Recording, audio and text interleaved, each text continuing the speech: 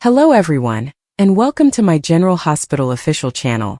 I hope everyone is having a wonderful day. Before we begin, please hit the subscribe button and give this video a thumbs up. Soaps.com has the most recent General Hospital spoilers from Monday, May 5th to Friday, May 9th. Cody finds himself in a precarious situation, Jason delivers some tough love, and a life-changing decision is made. Plus, Sasha and Willow square off. General Hospital spoilers for the week of May 5th. General Hospital spoilers for Monday, May 5th. Nina's plan goes wrong. Dante is furious. Cody stumbles into a perilous position. Carly counsels Lulu. Jocelyn feels guilty. Can't wait to go back, Laura Wright says as she leaves paradise behind. General Hospital spoilers for Tuesday, May 6th. Lois pleads with Dante. Will Tracy be the one to realize that Gio is Brooke Lynn's son? Rocco offers an apology. Alexis is on the hot seat. Drew gets important information. Christina opens up to Lucky. General Hospital spoilers for Wednesday, May 7th. Christina extends an olive branch. Lulu is grateful. Brooke Lynn is perplexed. Gio opens up to Emma. Brennan briefs Joss and Vaughn. General Hospital spoilers for Thursday, May 8th. Jason delivers some rough love. Dante opens out to Sunny. Brad makes a life-altering decision. Portia seeks information from Willow. Curtis and Nina sympathize. General Hospital spoilers for Friday, May 9th. Sasha and Willow had a heated interaction. Lulu questions Ned. Brooke Lynn and Chase meet with Alexis. Tracy is astonished. Sidwell submits an offer. This week's episode of General Hospital was packed with action. Between Nina and Portia drugging Drew and Brooke Lynn informing Granny that she had a baby in high school, there were some amazing surprises. Nina's latest strategy, however, backfired spectacularly, and everyone in Port Charles, with the exception of Dante, would soon be aware of Brooke Lynn's pregnancy. Let's talk about what happened on the ABC soap this week. Drew and Willow detractors had little time to celebrate their deaths on General Hospital because it only took him seconds to realize he had been drugged, and Willow promptly gave him the benefit of the doubt. Come on, writers, you might have had them both suffer a little longer. Portia should have known not to spike Drew's drink with ketamine, as it would have shown up in his blood tests, and she should have understood what medicines to use, given that she is a doctor. However, several of the drug-related quips made me laugh, such as Brad admitting he had known Portia rolled that way when she asked for ketamine. Then Mac informed Drew that ketamine is a party drug, and asked if he was certain he hadn't taken too much of it.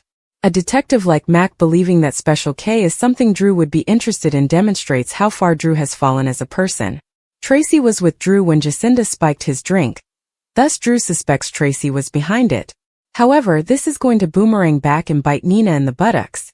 Here's hoping that the truth about Scummy Drew is revealed at the nurses' ball, leaving Willow sad and devastated for more than 15 seconds. We as viewers deserve to watch Drew suffer. The latest worst-kept secret. Brooke Lynn informing Tracy about her baby, except that Dante is the father, and throwing Lulu under the bus to Granny was unexpected. Congratulations to the writers for that surprise. I really liked how Tracy was moved to tears as Brooke Lynn revealed what had occurred to her. Give Jane Elliott a Daytime Emmy for just one scene. Hell, award her an Emmy for being the show's saving grace lately. Now that Tracy is aware, we can definitely expect the investigation to begin, revealing Gio as Dante and Brooke Lynn's kid. This storyline has lasted far too long and must come to a conclusion. I've already stated that I could imagine Gio turning on Lois and even Brooke Lynn because he already had a mother he adored. However, because he never had a father, he was able to form a kinship with Dante. Tracy's relationship with Gio will most likely be critical in healing the damage that will occur when this truth is finally disclosed. Last week I raged about Lulu and her adoption story, and how she could have chosen any other topic to write about but decided to pitch that one on purpose in the hopes of being selected. It was great to see Lulu confess it, and Laura warns her daughter that if she reveals a secret that is not her own, she must be prepared to face the repercussions. Thank you, Laura, for pointing out your daughter's recent behavior.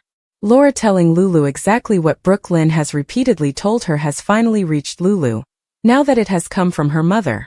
Laura discussing her own switched-at-birth experience was also an excellent method to incorporate Laura's background into this plot. Final thoughts about the storyline.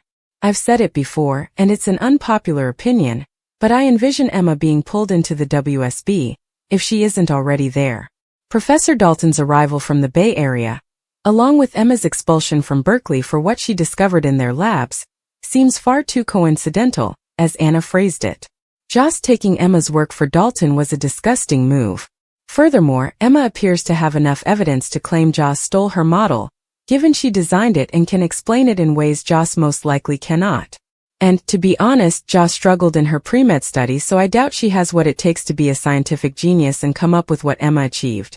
Anna gunning down Dalton at the Savoy was hilarious. Sorry, Dalton.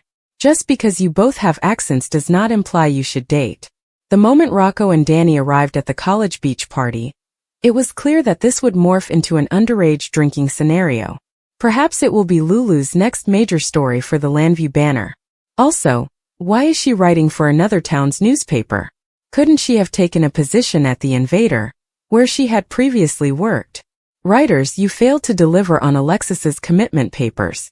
Alexis failed to provide adequate answers to Christina and Molly about why she had them drawn up, and the tale vanished for the rest of the week. Maybe that's a blessing, as I'm sure some fans didn't mind the Davis sisters' vacation. Finally, Mike's visit while Sunny was under was another pleasant surprise this week. But does anyone really believe Sunny will leave the mob? Willow wants Drew to address her questions, Joss wants Vaughn to help her, and Brooke Lynn simply wants Lulu to leave. Willow, despite reluctantly allowing him in, wants nothing to do with Drew, who tries to explain himself while a happy Nina listens from the sidelines. He attempts to explain that it doesn't even sound like something he would do, but Willow wonders if she just doesn't know him. The video shows what the video shows, Nina shouts, striving hard to keep Willow from giving in to his arguments. He asks Willow to trust him, but she responds that is all she has done, and she may lose her children as a result of his activities. Willow discovered in Germany how much Michael hates her, and what she had done. Laura continues their chat from yesterday's episode, demonstrating her intuition by asking what her daughter is actually up to.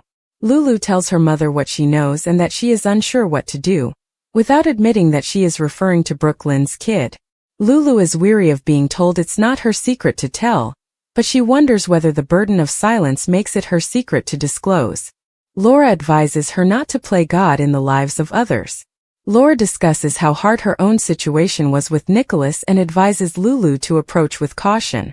Tracy is laughing with delight as she reads about Lulu's video of Drew's exploits. I'm sending that gal flowers right now, Tracy says, pressing all of Brooke Lynn's buttons by dubbing the blonde a national treasure. She storms off and Chase follows, discovering that she is completely freaked out by the notion that Lulu is writing an adoption story for the Landview Banner. Chase attempts to calm her down, but it's not going to work. He proposes they go talk to Dante, but she declines, explaining that she is torn between seeking out her child and leaving him alone. But all she really wants is for Lulu to back off. Chase comes over to Dante's and demands that Lulu stop bothering Brooke Lynn. The guys argue, with Chase begging his friend to persuade Lulu not to tell the story. Brooke Lynn apologizes to Tracy, who prefers an explanation rather than a mea culpa. Why is Brooke Lynn so riled up over Lulu? Especially given that Brooke Lynn has a lot better life situation than her competition. Yet, despite everything, Lulu's sheer presence agitates you. Why is that? Tracy wonders. Gio discusses AJ's death with Tracy after hearing Jason's account. Needless to say, she still does not believe the story Sunny has been presenting for years. She also ensures that Gio understands one of Port Charles's unbreakable rules. Sunny does Jason's dirty job, whether it involves firing the trigger or uttering a lie. She also mentions that Jason's move to the Quartermain home was not easy. She feels Gio, like Jason, has a lot of potential. She just hopes Sunny does not take that away from him in the same manner that the maid man did Jason. Joss and Emma are both in the hospital to support Trina and Kai, the latter of whom has surgery scheduled for today. After discussing Professor Dalton's extra credit project, Vaughn invites her to a corner for an update. She tells her story. Dalton used a keycard to get entrance to a hospital room, where he removed a briefcase before meeting Anna at the Savoy. Vaughn appears impressed by the information she's provided. Emma later invites Joss to a party happening that night. Meanwhile, Trina kisses Kai for good luck as he is wheeled into surgery before joining Joss and Emma in the waiting area. They assist keep her safe from the documentary director. Emma completes the data collection required for her work with Professor Dalton. Joss approaches Vaughn at the elevator bank and discreetly informs him that she requires his assistance in retrieving the information containing thumb drive, copying the data, corrupting it, and returning it to Emma without her knowledge. Vaughn asks if she's okay with basically betraying a buddy. Dante receives a call from Yuri informing him that Rocco and Danny have made a terrible mess at the Coeur boathouse. Dante confronts the lads, telling them they're old enough to know better, and that they should go clean up after themselves. While there, the boys decide to crash the beach party, despite the fact that it is intended for college students. In the final minutes, Drew begs Willow to give him another opportunity. She's never known him to drink or do drugs, let alone act like he did last night. He's going to the hospital for a blood test and requests that she accompany him, which she grudgingly agrees to do. Laura visits Jish to sit with Trina while Kai is in surgery. Dante informs Lulu that he wants her assistance with Brooke Lynn. And after an intense confrontation with Tracy, Brooke Lynn tells her grandmother that Lulu knows she had a baby in high school and is holding it over her head. Drew, on his knees and quivering with desperation, begs Willow's forgiveness. His eyes are filled with guilt, and his hands shake as he reaches for hers, but she backs away, her expression a mix of pain and confusion. The weight of his mistakes sits heavy between them, creating a divide that is hard to cross.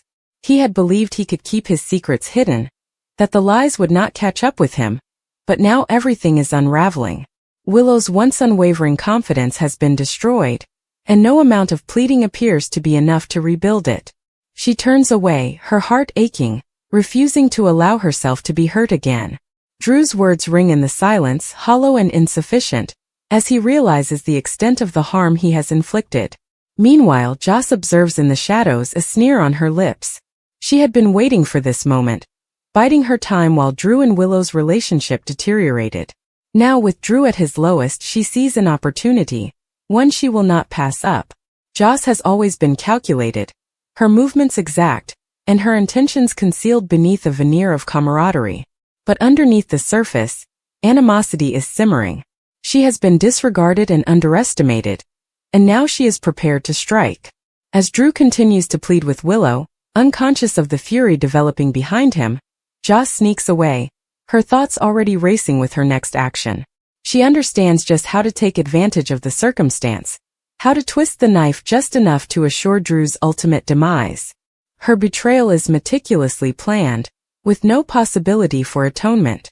She has gathered facts and secrets of her own, and she wants to use them at the appropriate time. The game is in action, and Joss is desperate to win. Willow, still grieving from Drew's confession, feels like the walls are closing in on her.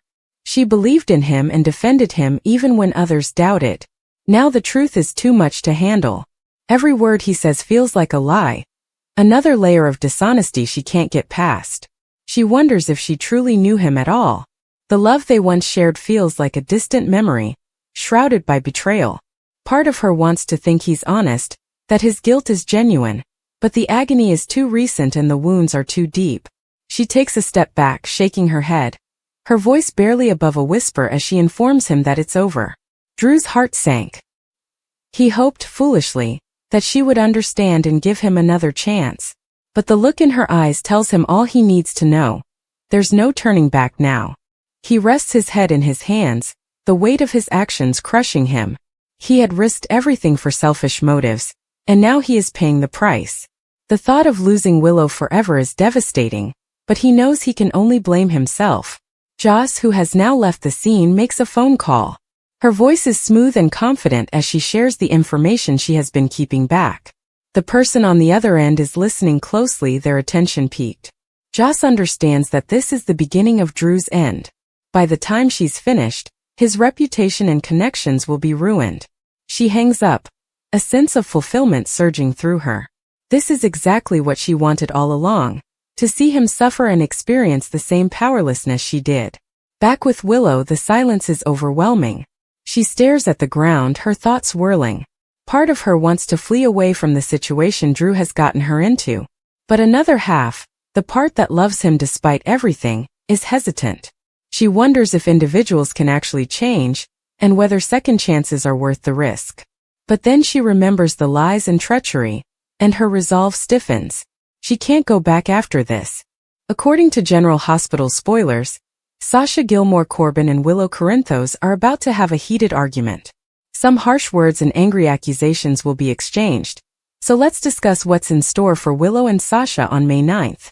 Sasha and Willow formerly had a solid friendship, but it's clearly been shattered. Willow and Sasha can no longer be in the same room without fighting, so it's unsurprising that they'll fight when they meet again. When Sasha meets Willow, tension quickly rises. It will be interesting to watch who attacks first and initiates another round of warfare between them. Regardless, the subject of Drew Kane will undoubtedly come up during this confrontation. Sasha may take a shot or two at Willow for sticking by Drew despite his public disgrace. Perhaps Sasha would accuse Willow of doing it to save face, or say that she is deluding herself into believing Drew is innocent in order to justify her affair. After Willow threw away her marriage to Michael Corinthos, Sasha may believe Willow is clinging to the image of Drew as her knight in shining armor, despite his actions proving otherwise.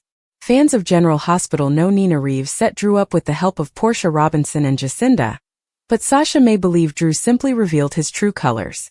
Whatever the situation, Sasha will undoubtedly defend Michael throughout the upcoming hot scenes, but she must exercise caution.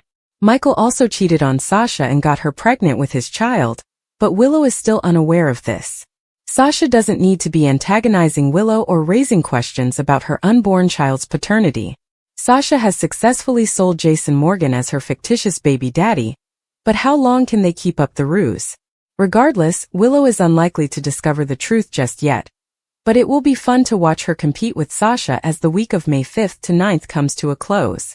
According to General Hospital spoilers, Sasha may foretell Drew shattering Willow's heart in the end, so stay tuned for any heartbreaking news. Brooke Lynn tells Tracy almost everything about her baby, and Drew suspects he knows who drugged him. Friday, May 2nd, 2025. Today on General Hospital, Joss steals Emma's flash drive, Rocco overindulges at the beach party, and Carly and Nina try to discourage Willow from forgiving Drew.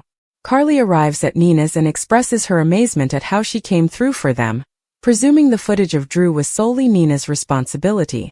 They sit down, and Nina describes the original plan, which went awry when Jacinda and Drew caused a commotion at the Savoy. Willow then discovered what appeared to be Drew in bed with Jacinda. Nina knew it had to be done, but she blames herself for hurting Willow. Carly knows what it's like to discover your spouse in bed with another woman, but it had to be done. Now Michael and Willow can sort things out. Nina fears that will not happen. Nina explains that Drew tried to persuade Willow that he doesn't remember anything, and now he's going to undergo a blood test that will reveal ketamine in his system. Carly informs her she should have used a different medicine, one that leaves the bloodstream rapidly. She argues that this will make Drew an even bigger victim in Willow's eyes, thus bringing Willow closer to Drew. Planning for the nurses' ball. Lucy works in the Quartermain kitchen with Lois and Maxie to arrange the nurses' ball. Lucy wonders whether there is a way to keep Carly backstage out of their hair all night. Maxie and Lois' eyes popped out. Maxie points out that it's Carly's hotel, and Lois replies they can hear her no matter where she is. Lucy is concerned that Carly will cause a commotion with Drew and Willow, but Maxie reassures Lucy that she has caused more scenes at the ball than anybody else. Lucy exits, and Lois talks to Maxie about Brooke Lynn. She expresses gratitude for being a good friend to her kid, and says she will need her relationship now more than ever. Brooke Lynn leaves Tracy in tears and stunned in the living room after revealing that she had a baby in high school, and gave it up for adoption.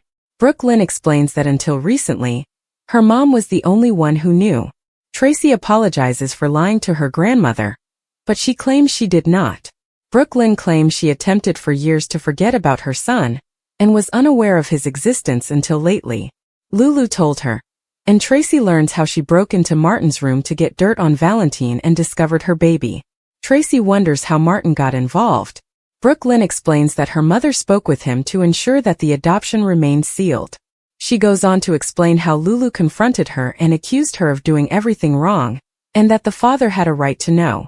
Maybe she should have told him, but she was too terrified. Tracy advises her not to second-guess herself.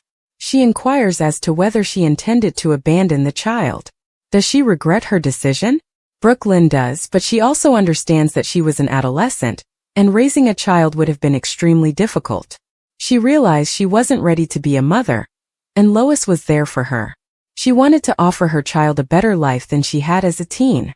Tracy feels she made a responsible decision, and is proud of herself. Brooke Lynn resorted to her mother, who turned to her own mother for assistance, as she recently discovered. She also knows that her mother had to help her give up her own grandchild.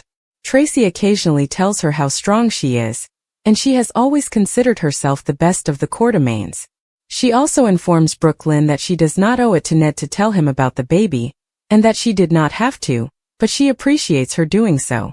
Tracy has to wonder, given what she and Chase are going through, has she been tempted to find her son?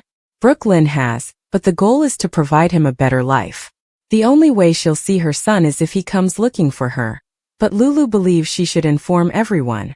Tracy understands that Lulu, like her father, can be pompous and stubborn. Tracy sobs heartbroken that Brooke Lynn was too terrified to tell her, and vows never to doubt her love for her. They embrace. Later, Lois meets Tracy to discuss the nurse's ball. Tracy just wants to talk about one thing, where her great-grandson is. Back in the kitchen, Brooke Lynn is relieved to see Maxie after dealing with Quartermaine's insane behavior. Maxie wonders whether she can help. Brooke Lynn claims she cannot confide in Maxie until she chooses a side. Is she her buddy or Lulu's? Brooke Lynn adds that things have escalated to the point where Maxie must make a decision. Brooke Lynn walks away, leaving Maxie dumbfounded. Drew gets tested. Drew thanks Willow for accompanying him to the hospital, and promises to find out what's going on. When Amy notices them, she gossips with another nurse about why Willow is with Drew, and whether he is here to get tested for STIs. Amy later apologizes to Willow for what transpired. She claims she can do far better than stay with a dishonest man. Willow tells her to stop chatting and return to work.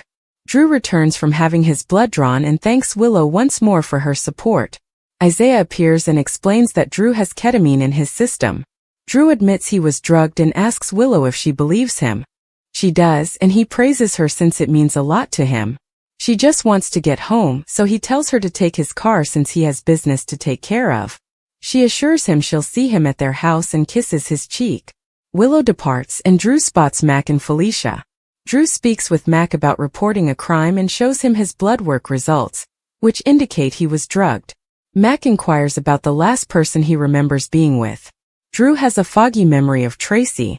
Back at Nina's, she warns Carly that the more they put pressure on Drew, the more likely he is to make a mistake. Carly believes she must persuade Willow that Drew took those drugs and cheated, since if she does not divorce Drew, Michael will never allow her to raise her children with him. Nina refuses to push Willow, fearing that she may become suspicious. Willow just steps in the door. Lulu confesses her feelings to Dante. At Lulu's, Dante requests that she listen to him. He claims that she already won big with the Drew tale, and does not need the adoption narrative. He asks her to write about something different.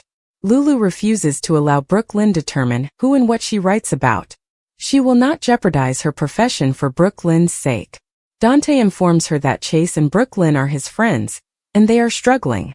He reminds her of their own fertility issues and how difficult it was for them. Lulu knows she wouldn't have gotten it through that period without him. Lulu explains that this is an important story that must be told. She questions why Brooke Lynn's needs are more essential than her own. Brooke Lynn is not a damsel in distress, and if Dante knew what she knew, he knows she's upset about his fling with BLQ that he didn't tell her about, but this isn't about Brooke Lynn. He believes it is due to the fact that she is still in love with him. Lulu initially denies it, but finally concedes it is real and wonders who informed him. Dante claims it doesn't matter, and that he should not have said anything. She says he did, so let's discuss. Dante is relieved she's back, but she's been driving him crazy since she awoke. He spoke with Maxie, who told him that Lulu had broken up with Dustin to be with him just before falling into a coma. He assumed she'd gone on with Dustin, and he never knew how she felt. He unexpectedly fell in love with Sam. He asks Lulu if she believes he should have waited for him. Lulu says she wasn't expecting him to wait and is grateful Sam was there for him and Rocco. It comes out that she is jealous of Sam, not Brooke Lynn. Sam is the woman who died to save her, which makes her feel terrible. Lulu adds that she is trying to move on, but she sometimes feels caught in the past, and the truth is that she is still in love with him while he is in love with Sam. Dante admits he's still in love with her. Emma, Joss, and Gio are at the beach party when Vaughn, who is wet and shirtless, arrives. He claims that he is not at the party and was simply out for his nightly swim. Emma claims the water must be freezing, but he insists it's good for your circulation. He proposes she join him, and Emma asks Gio if he is interested. Emma is unconcerned about Joe's lack of a swimsuit. Gio and Emma decide to go for it, strip down to their underwear and jump in with Vaughn. Joss then searches Emma's clothes and steals her flash drive. Gio, Vaughn, and Emma eventually emerge from the water, and Joss reappears with the flash disc. Vaughn offers they warm up over the bonfire, but Emma prefers to get dressed first.